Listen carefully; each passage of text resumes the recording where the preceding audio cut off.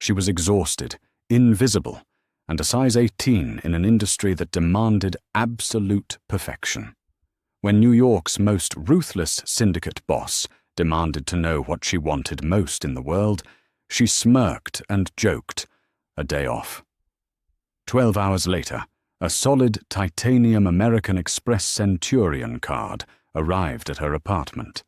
The air inside the obsidian room always smelled heavily of seared Wagyu truffle oil and old money.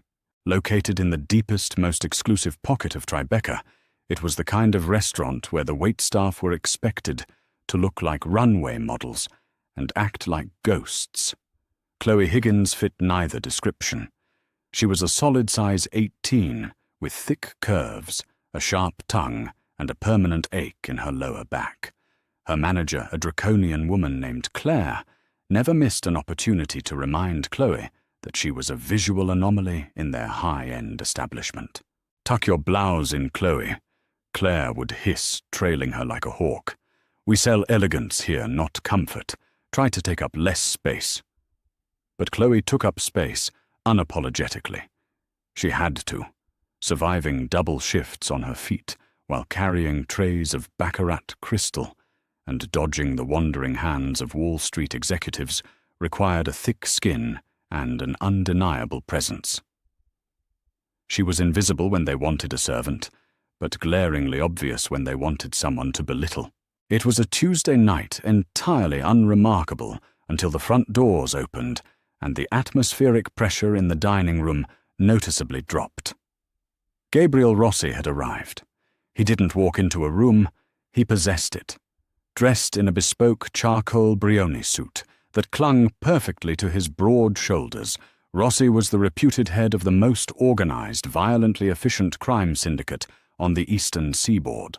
Rumors surrounding him were whispered in back alleys and FBI boardrooms alike. He had dismantled the reigning Italian families by his 30th birthday, and he didn't leave loose ends. Accompanied by his underboss Dante and 2 other men, whose suits couldn't completely hide the bulk of their shoulder holsters, Gabriel was led immediately to the secluded corner booth. Chloe was working table 4, actively ignoring the agonizing throb in her swollen feet when she saw Toby, the newest and youngest busboy, approach Gabriel's table with a tray of water glasses and an open bottle of Opus 1 Cabernet. Toby's hands were shaking so violently they looked like they were vibrating. "Don't do it, kid." Chloe thought, her eyes widening. "Breathe." But Toby didn't breathe. His foot caught the edge of a thick Persian rug. His wrist buckled, and the tray tipped. A heavy splash of dark crimson wine rained directly onto the table, splashing across Gabriel Rossi's knee and ruining the fine wool of his trousers. The restaurant went dead silent. The faint jazz music playing through the overhead speakers suddenly felt completely inappropriate. Toby dropped to his knees, hyperventilating. I'm so sorry, sir. Oh my God, please, I'm sorry." Dante, standing near the edge of the booth, didn't say a word.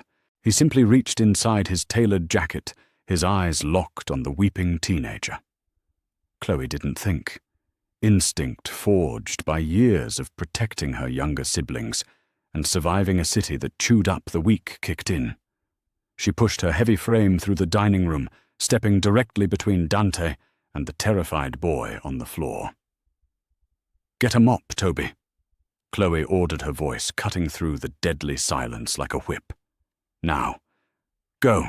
Toby scrambled away, leaving Chloe standing alone in the crosshairs of New York's most dangerous men. She grabbed a thick linen napkin from the adjacent table and looked directly down at Gabriel Rossi. She didn't apologize. She didn't cower. She just evaluated the stain. "I can offer to have those dry cleaned, Mr. Rossi," Chloe said, her tone utterly flat, stripped of the fawning desperation he was undoubtedly used to.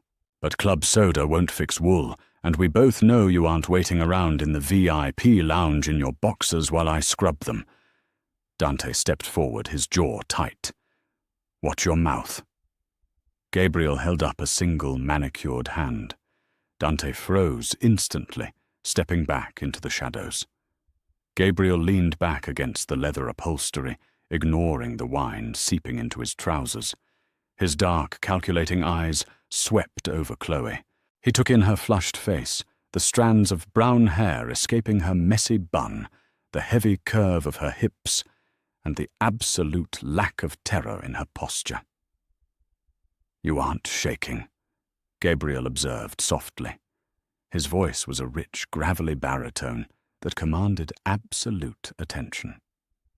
"I work 60 hours a week, sir," Chloe replied, tucking her serving tray under her arm. "Fear requires a level of energy I simply don't have right now." A faint, almost imperceptible smirk tugged at the corner of Gabriel's mouth. Women usually fell into two categories around him, the ones who threw themselves at his wealth and the ones who trembled at his reputation. The plus-sized waitress, staring him down with tired, unimpressed eyes, was an entirely new species. "What's your name?" he asked. "Chloe." "Well, Chloe," Gabriel murmured, leaning slightly forward, resting his elbows on the table. The Patek Philippe watch on his wrist caught the dim candlelight. "You seem remarkably unfazed by standing in the line of fire." "I'm a big girl, Mr. Rossi," Chloe said, shifting her weight to her less painful foot. She refused to break eye contact. "It takes a hell of a lot more than a spilled drink and a dirty look to knock me off balance." Gabriel stared at her for a long, silent moment. The rest of the restaurant held its collective breath. Finally he spoke, his voice dropping an octave meant only for her. "Tell me something, Chloe," he said, his gaze piercing right through her exhaustion. "If you could have anything right now, anything in the world, what would it be?" Chloe let out a short, cynical laugh, wiping a bead of sweat from her brow. She thought about her mountain of medical debt. She thought about her mother's unpaid hospital bills. She thought about the cheap, sagging mattress waiting for her in Brooklyn. "A day off," she joked dryly, turning to walk back to the kitchens. "And maybe a nap that doesn't end in an eviction notice." She didn't look back to see Gabriel Rossi's reaction. If she had, she would have seen the syndicate boss pull out his phone, his dark eyes locked intensely on her retreating figure. Wednesday morning broke over Brooklyn with a grey, unforgiving light. Chloe groaned as her alarm clock shrieked at 6 a.m. Every joint in her body screamed in protest as she rolled over the springs of her cheap mattress, digging into her ribs. She stared at the ceiling, mentally calculating her bank balance. Rent was due in 3 days. Her mother's leftover debt from Mount Sinai Hospital was in collections. She needed to be on the subway in 40 minutes for the lunch shift, and the thought of squeezing her swollen feet back into her regulation black heels made her want to weep. A sharp, authoritative knock echoed through her tiny apartment. Chloe frowned. It wasn't the rhythmic banging of her landlord, Mr. Henderson. She pulled on a thick, oversized fleece robe, tied it tightly around her waist, and padded to the door. Looking through the peephole, she saw a man standing in the hallway. He wasn't a delivery driver. He was wearing a sharp, tailored black suit and an earpiece. She unlocked the deadbolt and cracked the door open. "Can I help you?" "Chloe Higgins?" the man asked. His voice was clipped professional. "Yes."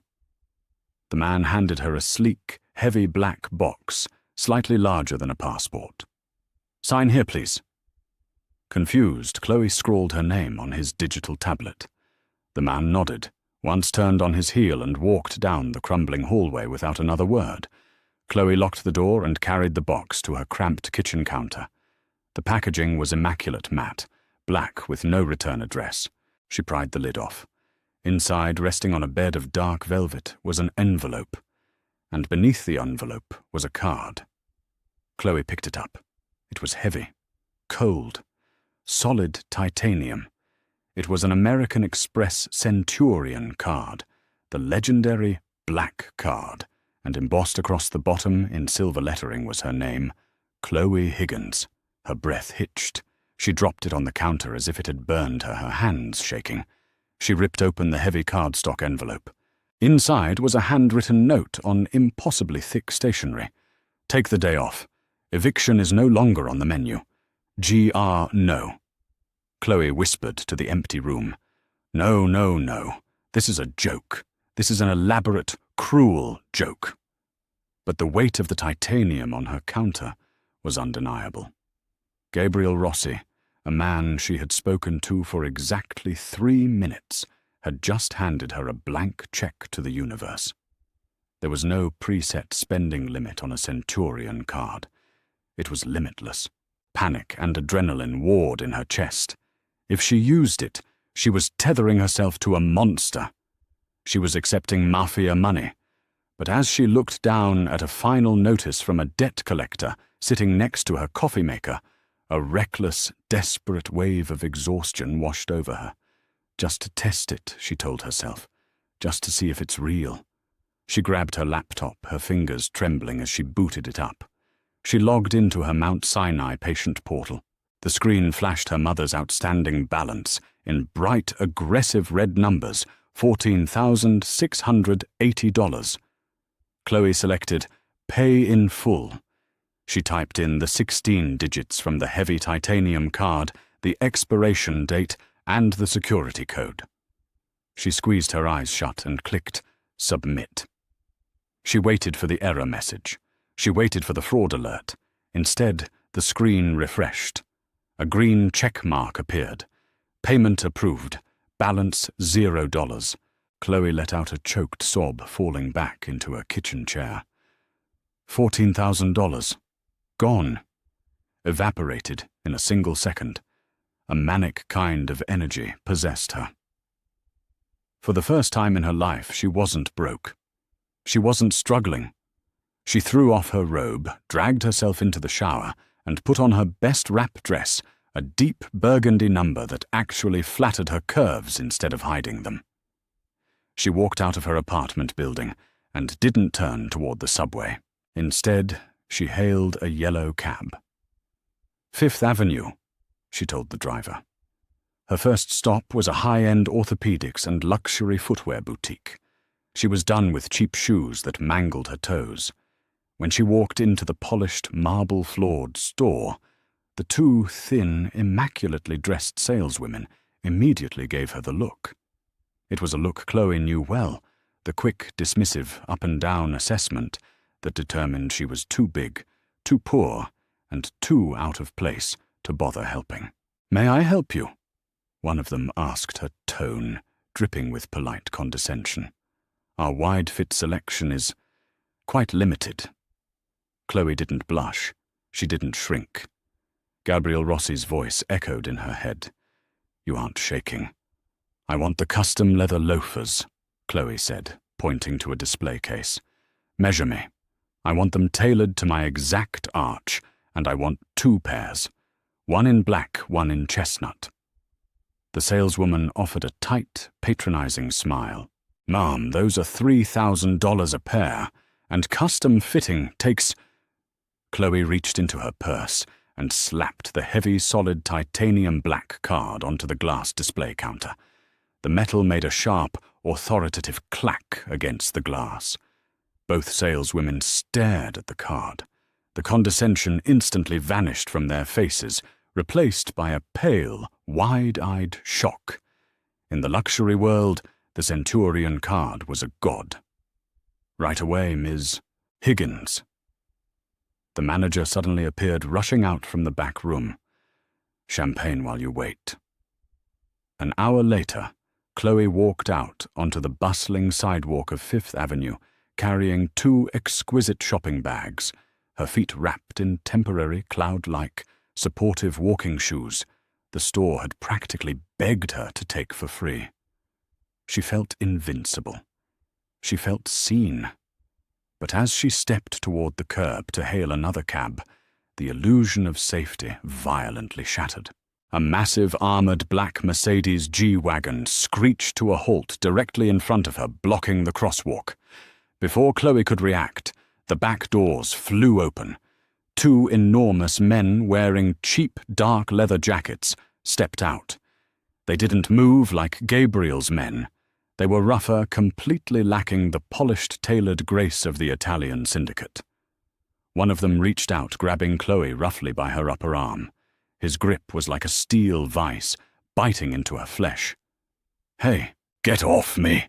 Chloe shouted, thrashing against his weight, but she was overpowered instantly. "Quiet!"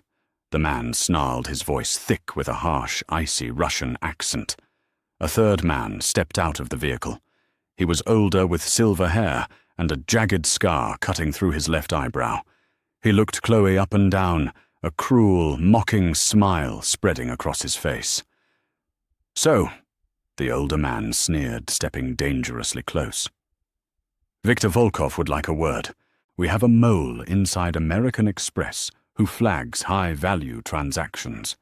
Imagine our surprise when Gabriel Rossi's private, untraceable account suddenly paid off a hospital bill for a waitress in Brooklyn." Chloe's blood ran cold. The card. It was tracked. "Rossi is a machine." The Russian continued, his eyes gleaming with malicious delight as his men shoved Chloe toward the open door of the SUV. "He has no family, no wives, no weaknesses, but it seems the great Italian king finally has a soft spot." He laughed, an ugly, grating sound, looking at Chloe's fuller figure. "And a rather large one at that. Get her in the car." The black Mercedes SUV smelled of stale cigarettes and cheap cologne. Chloe was wedged between the two massive henchmen in the back seat, her wrists bound tightly with thick plastic zip ties. She stared blankly at the partition, separating them from the driver, her mind racing through a panicked blur of survival instincts. She wasn't a stranger to rough neighborhoods, but this was an entirely different stratosphere of danger. This was the Bratva. The vehicle finally lurched to a halt after what felt like an hour of sharp turns and jarring stops. The doors were yanked open, and rough hands dragged her out into the freezing air. They were in an abandoned industrial sector, surrounded by rust-streaked shipping containers and dilapidated warehouses. The smell of salt water and decaying fish told her they were somewhere near the Brooklyn Navy Yard. "Keep moving," one of the men grunted, shoving a heavy hand between her shoulder blades. They forced her inside a cavernous, dimly lit meatpacking warehouse. The air was frigid, biting through her burgundy wrap dress. Rows of empty meat hooks swayed gently from the ceiling, clinking together like macabre wind chimes. In the center of the vast concrete floor sat a single metal folding chair under a harsh halogen work light. Victor Volkov was waiting for her, leaning against a rusted steel table, peeling an apple with a wickedly sharp hunting knife. "Sit her down," Victor commanded. The men shoved Chloe into the chair, tying her ankles to the metal legs. She bit the inside of her cheek to keep from crying out as the hard plastic cut into her skin. She looked down at her brand-new $3,000 leather loafers, now scuffed with warehouse dirt. A hysterical, bubbling laugh threatened to escape her throat. "Of course. The universe finally throws me a bone, and it comes with a death sentence." "You find something funny, little bird?" Victor asked, taking a slow bite of the apple. He walked over, the heavy thud of his boots echoing in the empty space. "Gabriel Rossi is a ghost. He leaves no paper trails. He uses shell companies to buy his coffee. And yet this morning, a Centurion card, linked directly to his personal holding company, pays off a hospital bill." Victor stopped inches from her face, his pale blue eyes calculating. "So I ask myself, who is this woman? She is not a supermodel. She is not an assassin. She is a heavy-set waitress from Tribeca, which means she must be something entirely different. A secret wife, a beloved mistress, or perhaps you know where he is keeping the bearer bonds from the docks." Chloe took a deep, shaky breath, meeting the Russian's gaze. "You're an idiot." One of the henchmen stepped forward and backhanded her across the face. The crack echoed sharply. Chloe's head snapped to the side, the metallic taste of blood instantly blooming on her tongue. "Careful," Victor chuckled, holding up a hand to his man. "Don't break his favorite toy before we get to play." Chloe spit a mouthful of blood onto the concrete floor. She turned her eyes back to Victor, her fear crystallizing into pure, white-hot anger. "I'm not his toy. I met Gabriel Rossi for exactly 3 minutes. A kid spilled wine on him. I told him I wouldn't wash his pants. He asked what I wanted. I said a day off and he sent the card. That's it. You kidnapped a civilian over a dry cleaning dispute." Victor stared at her. Then he threw his head back and laughed a harsh, grating sound. "A dry cleaning dispute." "You are a terrible liar, Miss Higgins. Gabriel Rossi doesn't do charity. He is a sociopath. He doesn't give limitless credit cards to women who talk back to him." "Then you clearly don't know him as well as you think you do," Chloe shot back. Victor's smile vanished. He pulled a heavy encrypted satellite phone from his coat pocket and dialed a sequence of numbers. He pressed the speaker button and set the phone on the steel table. It rang twice. Then a click. "Volkov." Gabriel Rossi's voice filled the warehouse. It wasn't angry, it wasn't raised. It was unnervingly smooth, chillingly calm, and carried the quiet promise of absolute violence.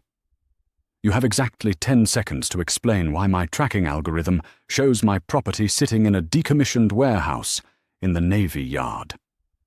Chloe's breath hitched at the sound of his voice. Victor grinned, leaning over the phone. "Your property, Gabriel. Are we talking about the titanium card or the pretty little waitress holding it? Because I have both."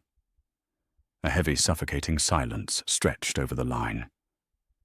"I see," Gabriel finally murmured. "I want the shipping routes out of Newark." Victor demanded, his accent thickening with adrenaline. "I want the docks, Gabriel. All of them. Sign them over to the Volkov family, and perhaps I will let Miss Higgins go back to serving your pasta. If not, I will start mailing her back to you. I think I'll start with those lovely, soft curves." "Is she hurt?"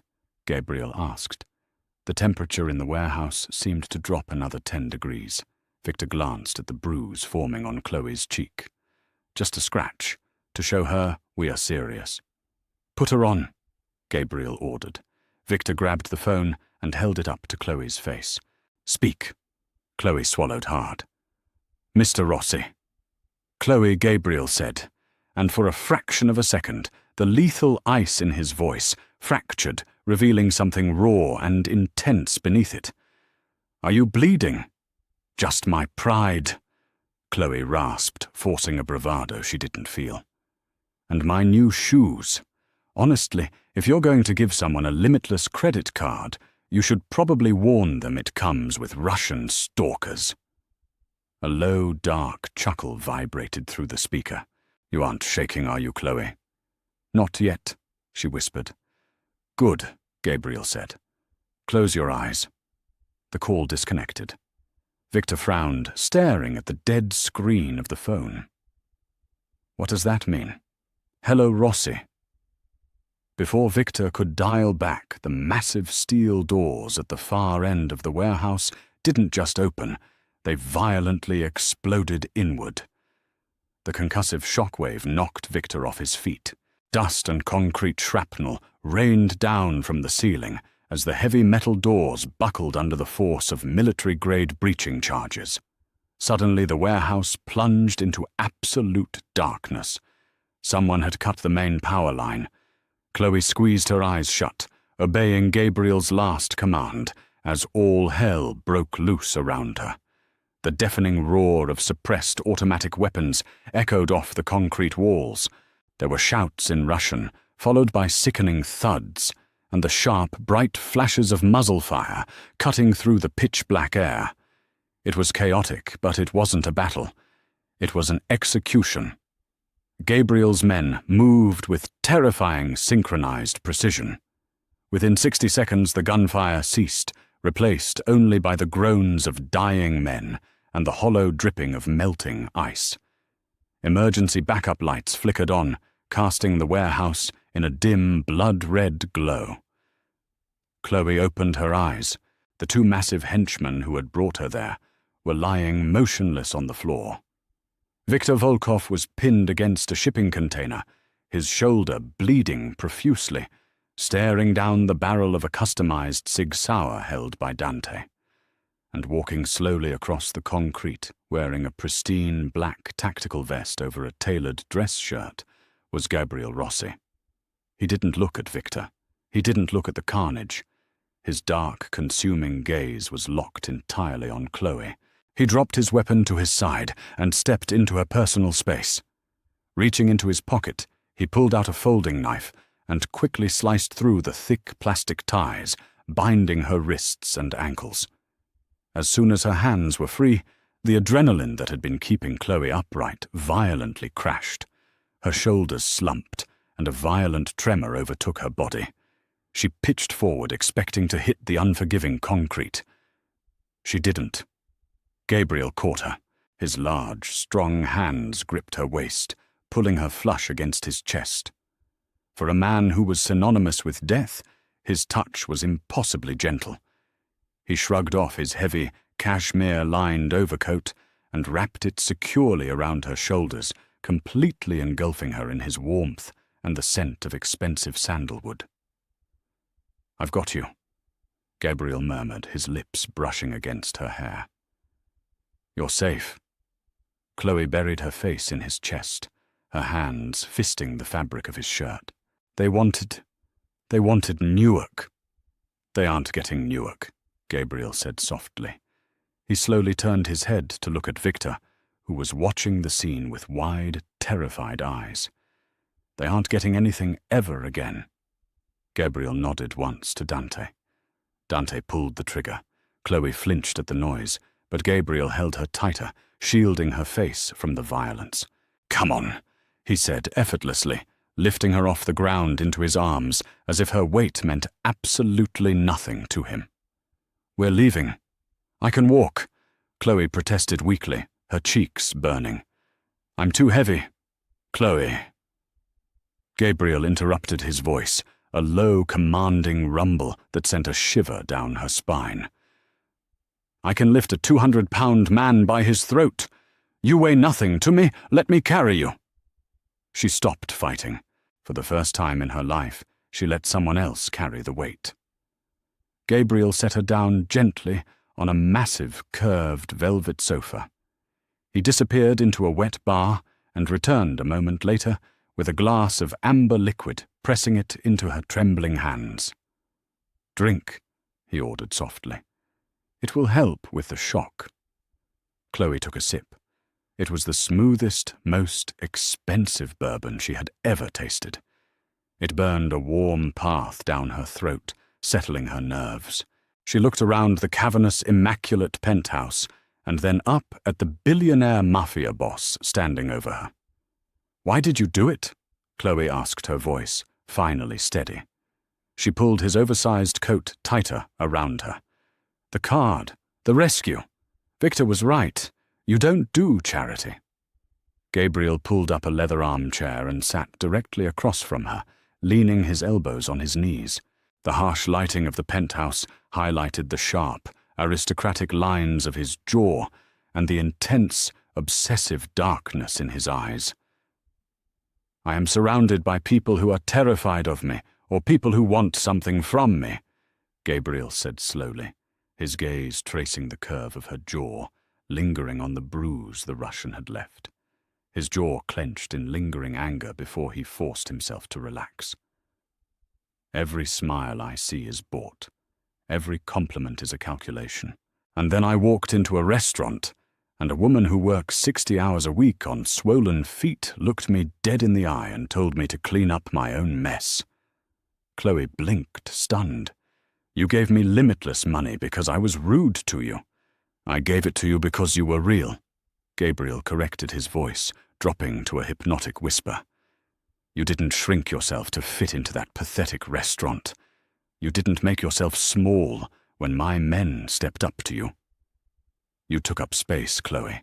Beautiful, unapologetic space. And I suddenly realized I wanted you taking up space in my life. Chloe's heart hammered against her ribs.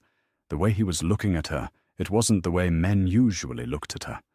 He wasn't fetishizing her. He wasn't settling for her. He was looking at her like she was the most valuable, magnificent thing he had ever stolen. "I can't be bought, Mr. Rossi," Chloe said, her voice shaking slightly, but her chin held high. "Not with titanium cards and not with bourbon." A slow, devastating smile spread across Gabriel's face. He reached out his knuckles, gently grazing her unbruised cheek.